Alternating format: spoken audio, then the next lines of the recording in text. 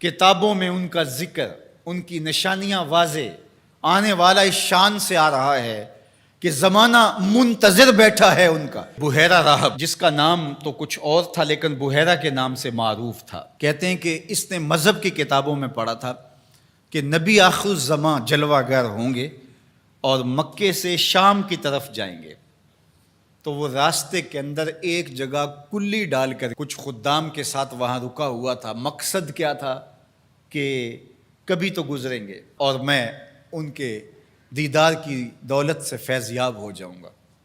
مذہب کی کتابوں میں ساری نشانیاں اس نے پڑھ رکھی تھیں۔ وظیفہ کیا کرتا ہے یہاں بیٹھ کے؟ صبح ہوتے ہی مکان کی چھت پہ چڑھ جاتا ہے، اپنی اس کٹیا کے اوپر چڑھ کر کے حجاز کی طرف آنے والے قافلوں کی راہیں تکتا ہے۔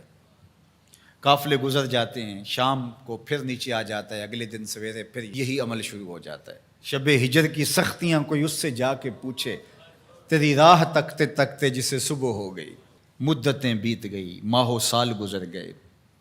ایک دن وہ اپنے مکان کی چھت پہ چڑھا ہی تھا تو ایک قافلہ دکھائی دیا۔ اس نے کیا منظر دیکھا کہ دائیں بائیں کے درخت سجدہ کناں ہیں۔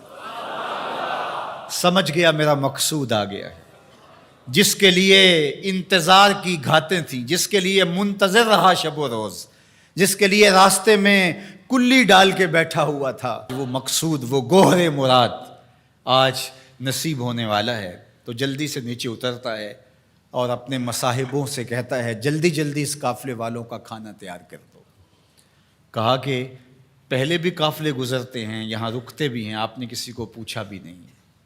کہا بس آج کسی کی طفیل ان کو کھانا دیا جا رہا ہے۔ یہ قافلہ جب قریب پہنچا اور انہوں نے پڑاؤ کیا، اس کی کٹیا کے قریب بہت بڑا ایک درخت تھا، وہاں رک گئے۔ تو اس نے میسج بھیجا کہ آج دوپہر کا کھانا تمہارا میرے ساتھ ہوگا، آج تم میرے مہمان ہو۔ یہ بہت خوش ہوئے کہ ہم پہلے بھی گزرتے تھے، یہاں رکتے بھی تھے، اس نے کبھی پوچھا بھی نہیں تھا، آج خاص پذیرائی ہے۔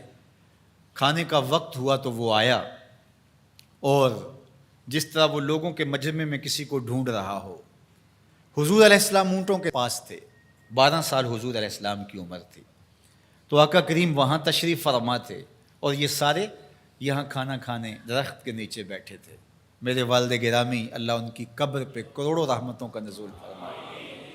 تو یہاں ترمذی شریف کے اندر تفصیلی واقعہ موجود ہے، اس میں عربی الفاظ جو ہیں ان کا ترجمہ اپنے لہجے میں وہ یوں کیا کرتے تھے کہ وہ بحیرہ راہب آ کر کے ان سے کہتا ہے کہ بارات آئی بیٹھی ہے، دولہا کہاں ہے؟ بارات آئی بیٹھی ہے، دولہا کہاں ہے؟ پھر حضور علیہ السلام جب تشریف فرما ہوئے تو اب وہ راہب آیا، فَأَخَذَ بِيَدِ رسول اللہ صلی اللہ علیہ وسلم۔ حضور کی عمر کتنی ہے؟ 12 سال، اور حضور کا اس نے ہاتھ پکڑ لیا۔ صحیح ترمذی میں روایت ہے، قال، اور اس نے کہا، ھذا سید العالمین، قافلے والو سن لو، یہ تمام جہانوں کا سردار ہے۔ ھذا رسول رب العالمین، یہ تمام جہانوں کا رسول ہے۔ یبعثہ اللہ رحمت للعالمین، اور سن لو اللہ اس کو تمام جہانوں کے لیے رحمت بنا کے مبعوث فرمانے والا۔ اللہ اکبر۔ تو دھوم مچی ہوئی تھی حضور کے آنے سے قبل، پیغمبر راہیں بتا رہے تھے، نشانیاں بتا رہی تھیں۔ حضرت موسیٰ علیہ السلام پر جب الواح تورات کا نزول ہوا تو انہوں نے جب تورات پڑھی تو اللہ کی بارگاہ میں عرض گزار ہوئے، اللہم انی اجد فی الالواح امتا ہم المستجیبون المستجاب لہم فاجعلہم امتی، قال تلک امت احمد۔ کہا مالک، میں نے الواح تورات میں ایک امت کا تذکرہ پڑھا ہے جن کی دعائیں تو قبول فرمائے گا، جن کی دعائیں رد نہیں ہوں گی، وہ امت میری امت کر دے۔ کالا تلک امت احمد صلی اللہ علیہ وسلم، فرمایا کہ یہ تو میرے پیارے احمد کی امت ہے۔ آپ کا ذکر تورات میں ہے، مثلہم فی التوراۃ و مثلہم فی الانجیل۔ اللہ قرآن مجید میں ارشاد فرماتا ہے کہ حضور کے ساتھیوں کا ذکر، ان کی مثالیں اللہ نے تورات میں بھی بیان کی ہیں اور انجیل میں بھی بیان کی ہیں۔ اللہ اکبر۔ اب تورات کی کہانی سنیے، 9 سوال تھے مسلسل، اللہ اس میں یہ شان ہے، اس امت کو یہ مرتبہ دیا گیا، یہ شان دی گئی، وہ امت میری امت کر دے۔ جواب کیا آتا رہا؟ تلک امت احمد، یہ تو میرے نبی محمد صلی اللہ علیہ وسلم کی امت.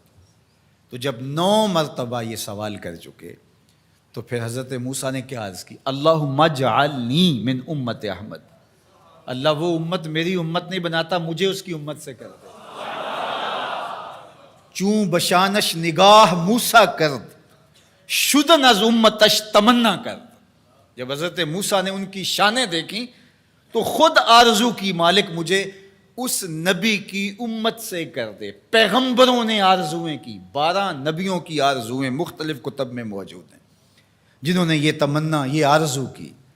یار ہم نے کوئی آرزو تو نہیں کی تھی، ہم نے کوئی منتیں تو نہیں مانی تھی، ہم نے کوئی وظیفے تو نہیں پڑھے تھے، ہم کوئی دعائیں تو نہیں کرتے رہے کہ یا اللہ اس نبی کی امت سے کر دے. ہماری آنکھ کھلی، مقدر جاگا.